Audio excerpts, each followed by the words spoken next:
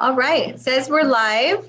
I don't see our screen on here, so let's just go. All right, hello everyone, thank you and welcome to my channel. My name is Denise. I'm a freedom activist and strategist in the state of California, and I'm one of the co-founders of Freedom Angels. Hi, I'm Tara, in the Northern Sierra Nevada mountains of California, also a health activist and strategist with Freedom Angels. So today we're going to talk about what's happening in California. Last year, I brought the attention, as well as hundreds of other activists in the state, of Ab262. It passed California legislature and it passed with flying colors. This was the problem, even with our Republican representatives. Ab262 streamlines the county public health officer to mandate and really deal with any outbreak they feel is, however they feel is necessary. So it really gave way too much power to an appointed representative. And that is why we are seeing the closures and all of the things happening in California. It was a really ugly bill, and we kind of knew how that was going to turn. So, Tara, you want to talk about a little bit how, when we were opposing it, the kind of pushback we got, even from Republicans? Yeah, we were fighting multiple bills at the same time, fighting SB 276, which was basically it was the narrowing of the medical exemption to only standard of care, which means functionally nobody will qualify for medical exemption to a vaccination. You have to have had literally a life-threatening reaction, meaning anaphylaxis, encephalitis, things like that, and have survived it. And then you only get a exemption to that one vaccine. It doesn't, any others, you would literally have to, again, almost die, recover, and then you're allowed. So you can see that this is functionally non-existent. It means no one can get a medical exemption. That was the bill we were fighting there. It also put kids in a database, and a bunch of things. So at the same time, we were fighting AB 262. Normally our allies are the Republicans, because they'll fight to protect body sovereignty and constitutional rights. They'll fight for your medical autonomy and for, doctor-patient relationship and keep you out of databases. But on this bill, we just could not get them to move because they were just saying, hey, it's just code change. It's just solidifying some code in the county books. This isn't going to be a problem. But all of us, the millions of us that have been fighting on these issues, were like, no, giving the power to the public health officer, whether it's county or state, and letting them declare an emergency. And in this case, over 3 cases equaling an epidemic, was not only the slippery slope, it was, ultimately the giving the power into the hands of the agenda that wasn't serving us. And that is what 2020 has proven, that the battle has always been around public health and constitutional and human rights. Right, and that's why currently we have a targeted campaign where we have any county and any state participating in a protest bi-weekly on Thursdays to public health. For a long time, we've been telling the people that public health is really the hub of the wheel. It is the issue. We saw that with these vaccine issues. When we fought AB 276, people thought it was a vaccine bill. They didn't realize that it was a bill to, like you said, really remove all functional exemptions in the state of California. And this is including for adults, because during the passage of SB 276, there was also a passage, what was it, AB 792? Do you remember, Tara? Which mandated school workers and daycare workers to be vaccinated. And that's really how the program started, to mandate for adults. So when we were fighting this bill, we weren't fighting a vaccine science bill. We were fighting for the right to privacy between our doctors, because that is how they targeted these families. They got the doctors' names. They started, attacking the doctors, trying to go after their license, trying to criminally charge them, which then turned around and snowballed into the effects of no doctors wanted to write medical exemptions. And they started with our children, and nobody blinked an eye, because it was, children don't die, so your children don't die from preventable diseases. But what we were saying A, there's no such thing as preventable disease. And B, we were fighting for your right to say no because we knew that it wasn't going to stop at just this schedule. There are many, many vaccines that are in the pipeline, including the flu shot that is now going to be mandated, HPV, COVID, and a slew of other vaccines that are coming on the schedule. And now we're seeing these bills turn around and bite everybody in the ass. What's going on within your county, Tara? Well, it's actually the outcome of SB 276 and AB 262. Let me tell you, so in Nevada County, California, last week on October 20th, the interim public health officer, Richard Johnson, issued a health order. He cited AB 262, saying that we're in a state of emergency, and the county public health officer issued a health order that all county health workers were mandated to have the flu vaccine, and that they could have no exemption except for a medical exemption. Let me read you the words from this. This is from the health order. Declination is permitted for genuine medical contraindication. Failure of the facility/entity to vaccinate or obtain written declination is punishable by misdemeanor.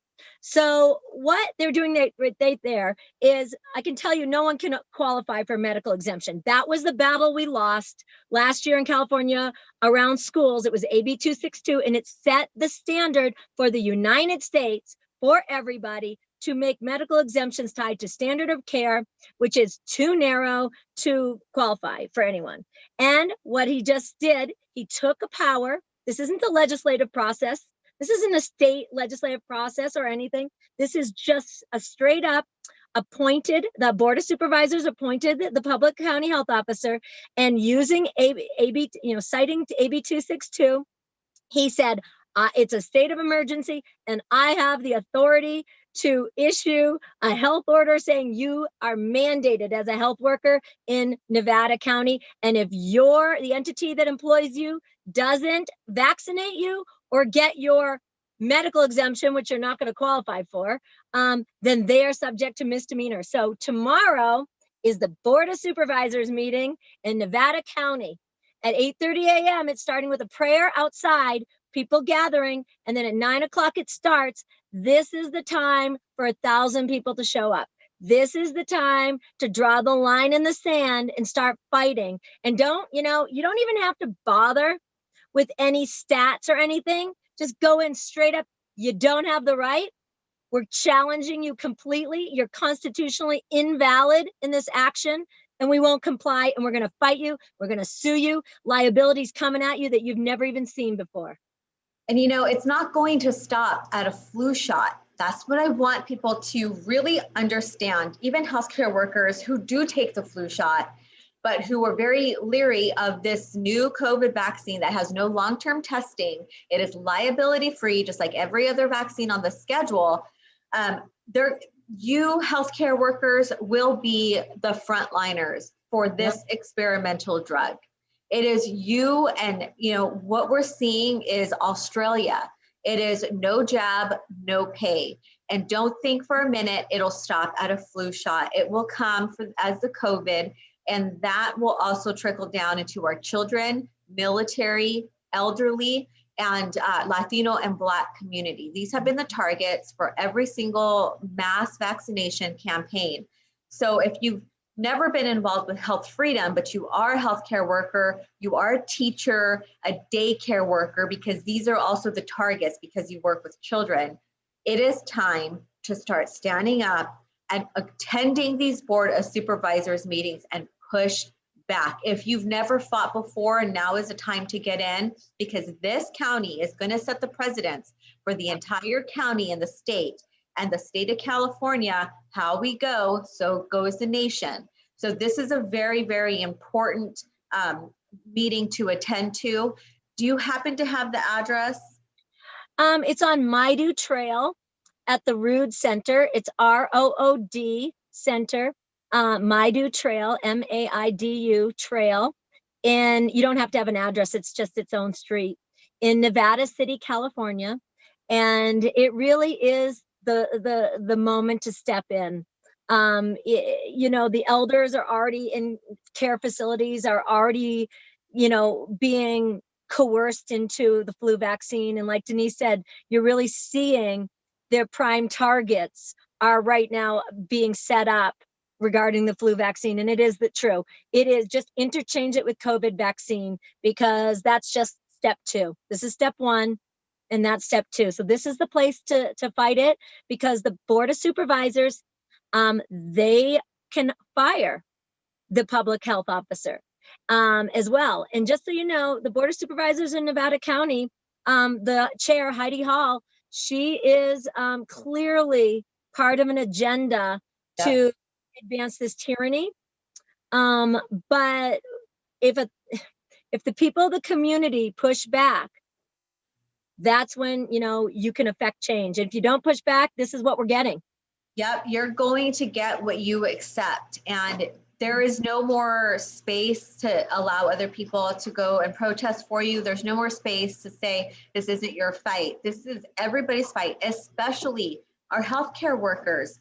You know, that is really, that's really interesting, because when we would take our children over to clinics or doctor's offices, these healthcare workers would call CPS on us if they found out we didn't vaccinate our children, or if we skipped, even if we skipped the flu shot, they would still call on us.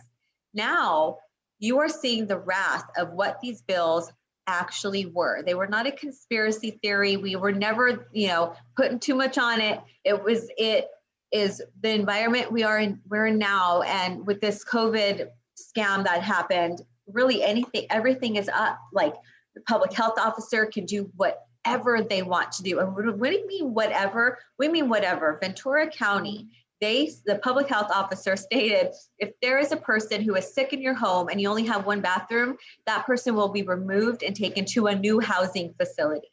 I mean, really, it is concerning. It is not about a virus. It is not about public health.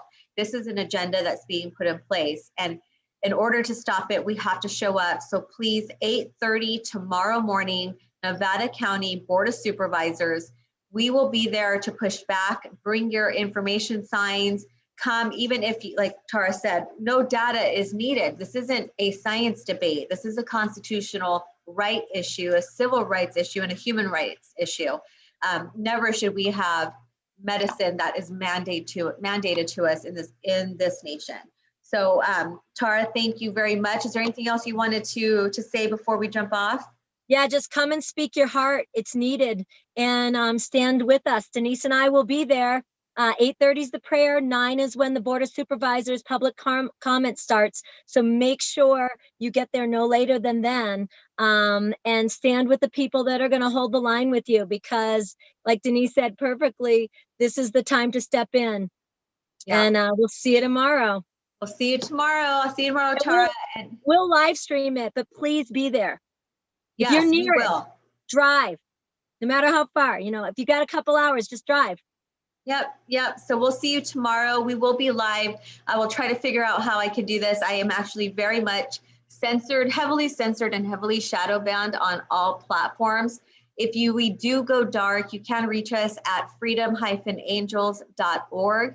You can also text the number 209-400-2667 to get on our Telegram channel. What we are seeing is very, very dark, and we need to start organizing and mobilizing off of social media. So we will see you tomorrow. I will be live, and I hope to see a whole lot of people out there who are concerned with constitutional rights.